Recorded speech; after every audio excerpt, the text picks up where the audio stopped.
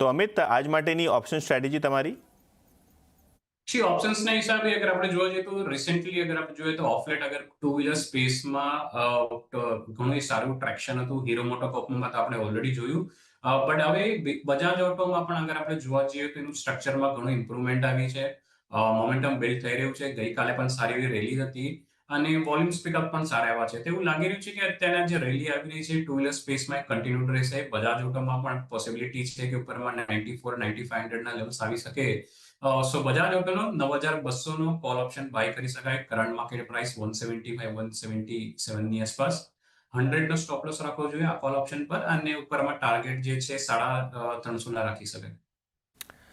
Absolutely. તો આ strategy છે ટુ વ્હીલર શેર્સ પર, અને હીરો મોટોકોર્પ, બજાજ ઓટો બંને જ કાઉન્ટર્સમાં સારી એવી ખરીદારીનો મૂડ માહોલ આપણને જોવા મળી રહ્યો છે. ઇનફેક્ટ હીરો મોટોકોર્પના ગઈકાલે મંથલી નંબર્સ બી અનુમાન કરતાં, અપેક્ષા કરતાં થોડા બેટર આવ્યા છે, લગભગ 5.5 લાખ યુનિટ્સની આસપાસ. તો બંને કાઉન્ટર્સ ઉપર આજે ફોકસ રહેશે. પણ વાત કરીએ